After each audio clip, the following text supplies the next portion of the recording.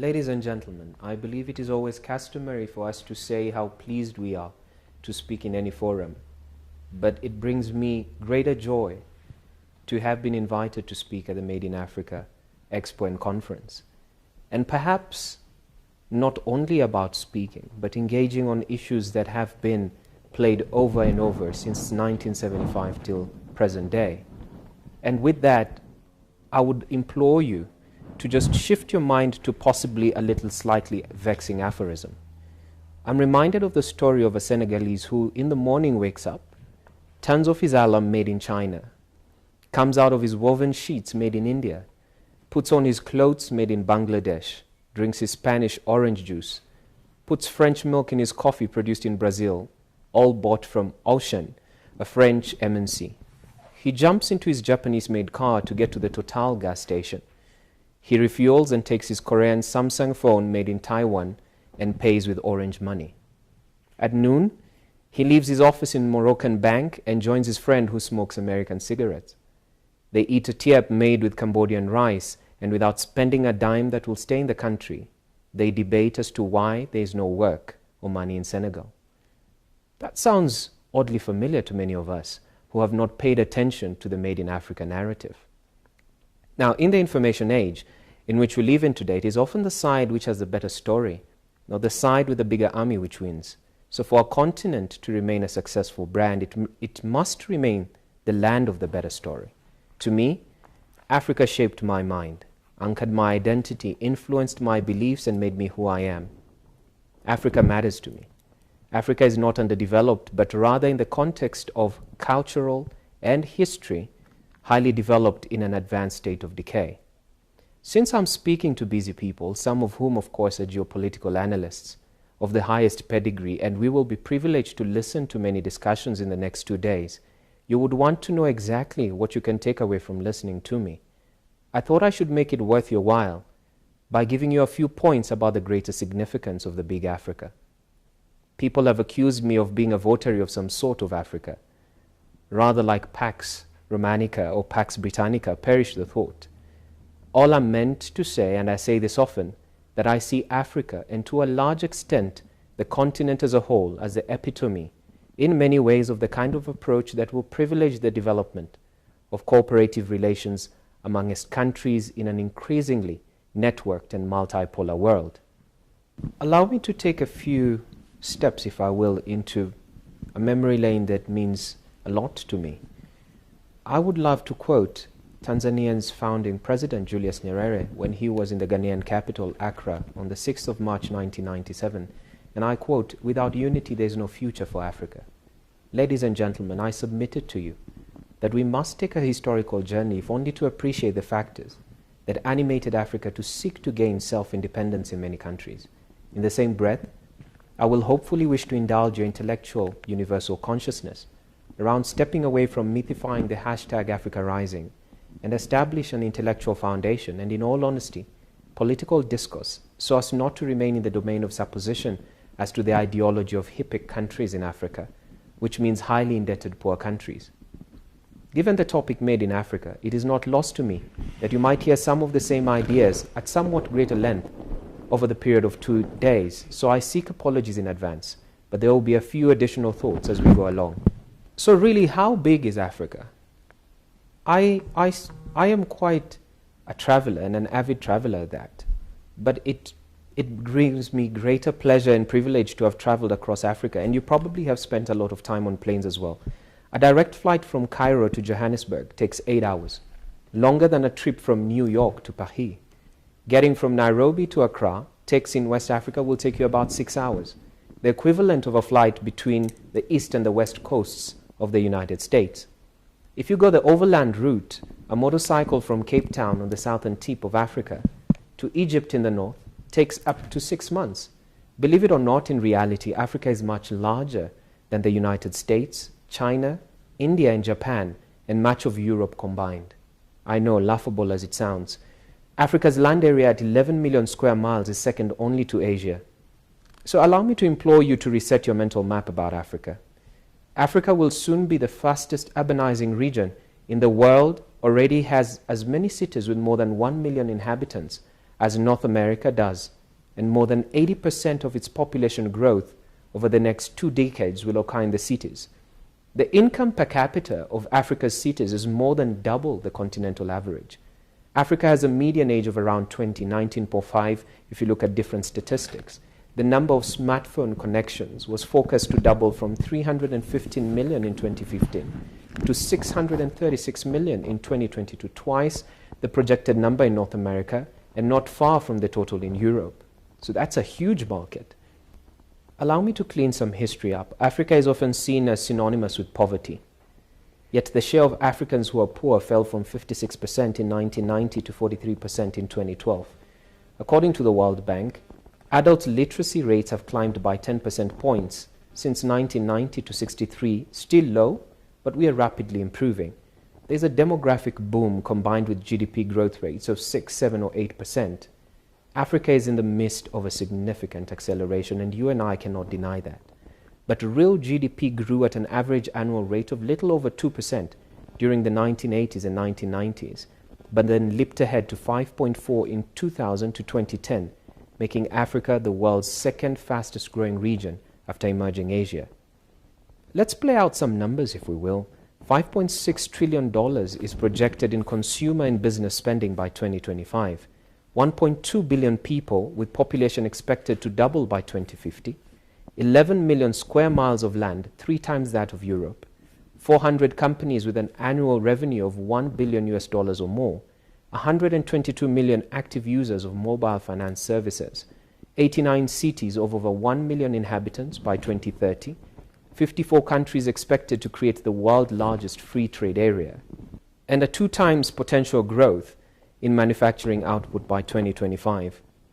What is seen largely is that Africa will account for 1/5 of humanity by 2025. Private consumption in Africa will rise from 860 billion to 1.4 trillion, and significantly higher than that of India, which has a similar population size. Between 2010 and 2015, Africa's working age population increased by 14% points, compared with 9 percentage points in India and only 1 percent point in China.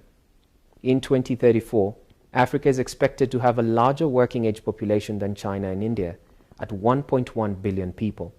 An expanding working age population is associated with strong rates of GDP growth and offers a potential demographic dividend. So what's the true picture? More than 50 million African households, around 30% of the total, already have incomes above $5,000 a year. This might sound low, of course, in comparison by Western standards, but the stats indicate the number to exceed 70 million households by 2025. The number of global consumer households, those earning $22,000 or more, is also growing and is likely to top $10 million by 2025. If we were to be using the PPP, which is a purchasing power parity to African consumer numbers, more than 70% of African households will have discretionary income, and more than a quarter will become global consumers. Africa has an opportunity to double its manufacturing output to nearly $1 trillion by 2025. 3/4 of the growth opportunity in manufacturing lies in meeting intra-African demand and substituting imports. The remaining 1/4 would come from accelerating growth in niche manufacturing exports. Doubling of Africa's manufacturing output would result in the creating of 6 million to 14 million stable jobs directly into the manufacturing sector by 2025, increasing the number of jobs in Africa by as much as 11%. African manufacturers could more than double their sales to intra-African markets by 2025, increasing their annual revenue by $236 billion.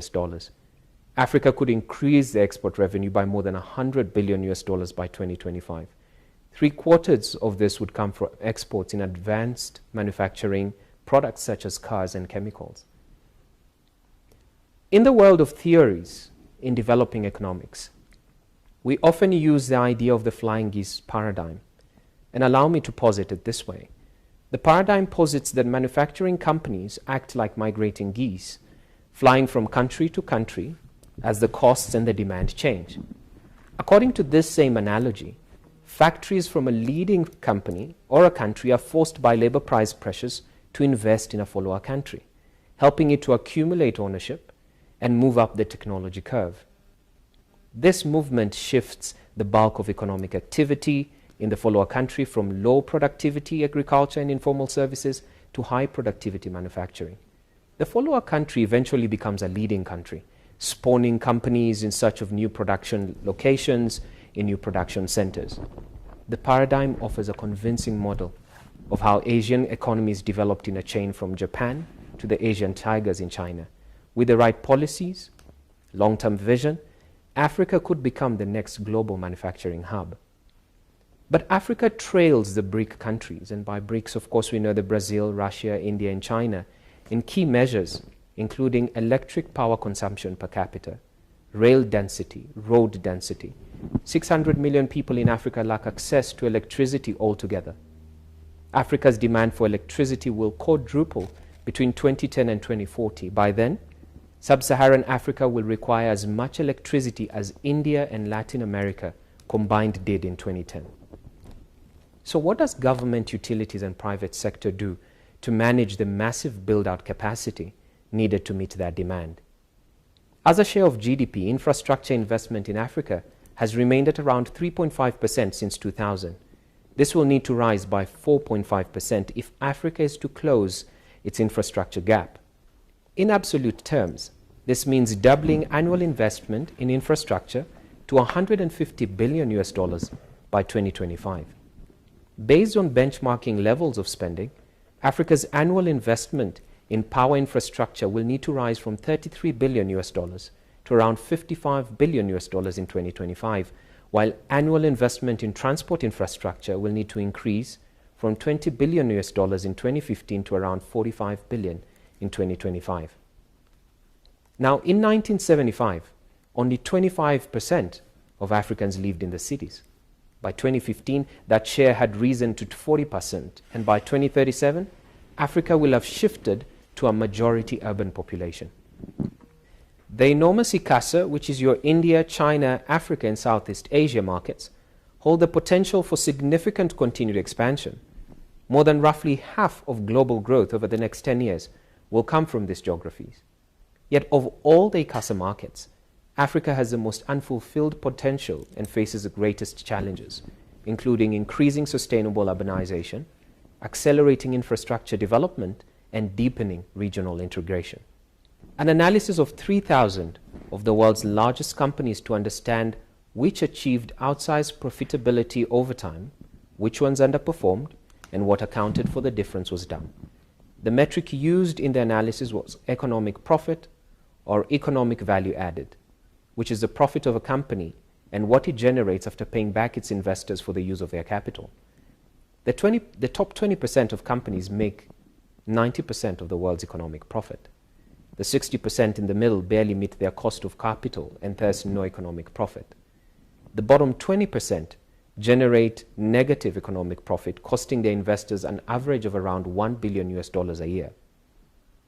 So which are Africa's biggest 5 trends if we were to look at from everything based on statistics, based on the economics, based on the markets, both vertical and integration of everywhere we are talking about? The first one would be a fast-growing, rapidly urbanization population with a rising spending power, but with average incomes still low by Western standards and high levels of economic inequality.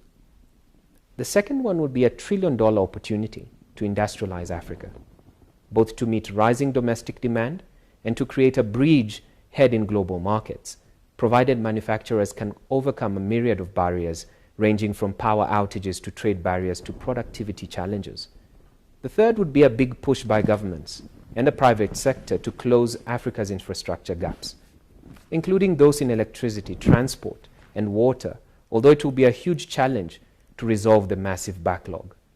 The fourth would be continued resource abundance in agriculture, mining, oil and gas, with the prospect of rising innovation and investment in these sectors, unlocking new food production, energy, the wealth for Africa. But just like manufacturers, companies in these sectors must overcome steep barriers to realize their potential. And the fifth would be a rapid adoption of mobile and digital technologies that could leapfrog Africa past many obstacles to growth. There's a huge question and a debate around Africa's talent. Is it a constraint? Is it an opportunity? Africa is generating new talent on a massive scale. In 2020 alone, it was projected to have a workforce of 504 million, 122 million more than 2010. By 2034, Africa will have more working age citizens, that's age 15 to 64, than either China or India. By 2050, Africa's working population will exceed 1.5 billion. In closing, it has been a constant movement since the 1980s to speak of Africa rising, Africa on the growth curve, Africa's industrialization, etc., etc. When shall we act? Again, I would say etc., etc.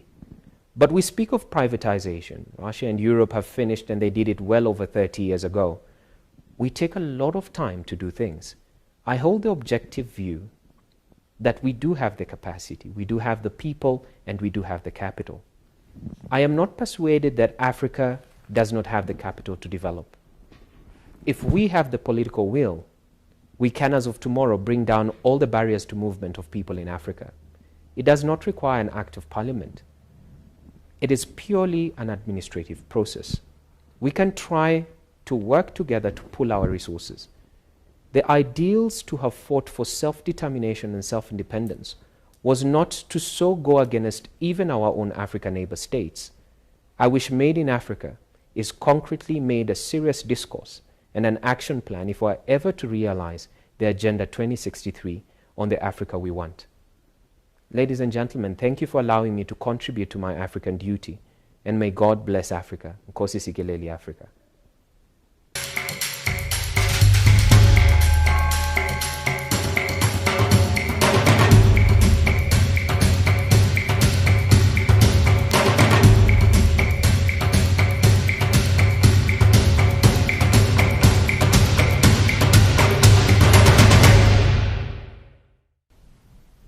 Your Excellency Ambassador Tal Edgars, thank you so much for that presentation, and thank you for giving us a few more minutes of your time. Thank you. Thank you for having me.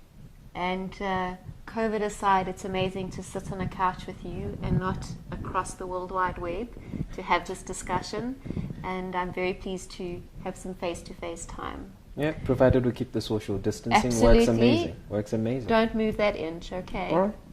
Your presentation raised so many pertinent points. It's also almost hard for me to focus on one or two, but I think given the time that we have, I would like to ask you, with your varied experience, you've spoken on so many conferences, supported many initiatives, and that came through very strongly in your bird's eye view of where Africa can move forward on Made in Africa. We met last year at Africa Supply Chain in Action, yes, and when Made in Africa was born, you were the first to put your hand up in support, right, along with GBS&x. Right. And how do you feel that this particular initiative can bring perhaps something different to the current narrative?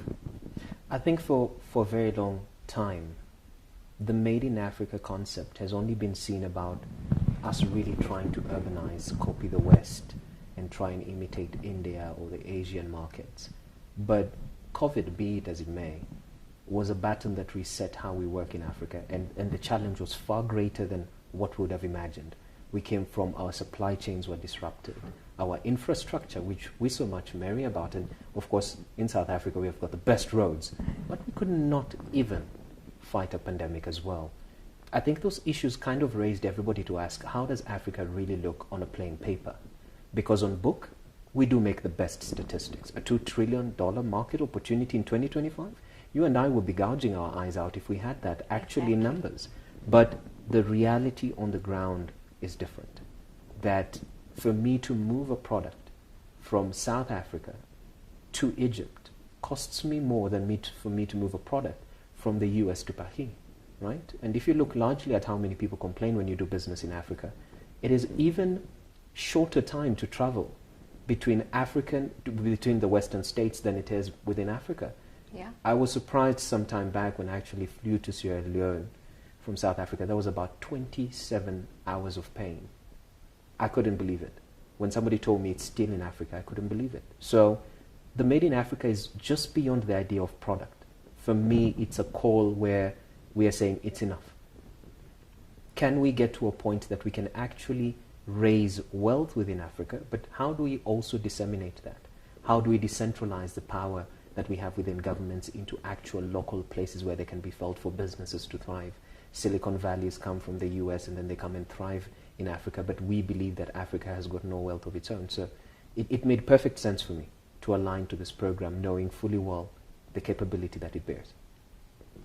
Exactly, and this is where we've been on the same page as organizations. Right. As many of our audience will know, Smart Procurement as a founder with SAPEX has been involved in linking small businesses back with the buyer and actually solving a local sourcing agenda from the bottom up. Right. And you talk a lot, Your Excellency, around the policy and government's role. Right. But we don't need to wait for them to get the wheels of change moving slowly. And we know that the intent is there.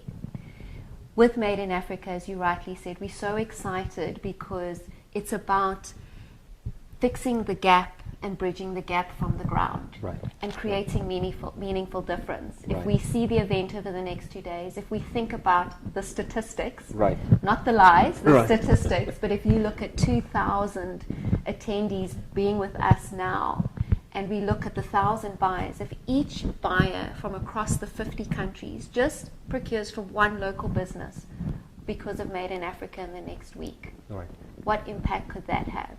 And that's all where we need to start. What do you think about that? It's an amazing opportunity. I think it is something that has been really derailed. It's a conversation that has been happening more on a lip service level. Perhaps the statistics of South Africa are quite different to other countries in Africa. South Africa has got, 300,000 small enterprises. Out of that, only 5% of those exist. Only that 30% procurement spend is spent on them. What does that leave you with? At least 127,000 firms. Let's bottom trickle it down to how many of them can survive in 10 years. Gives you at least 400,000 firms.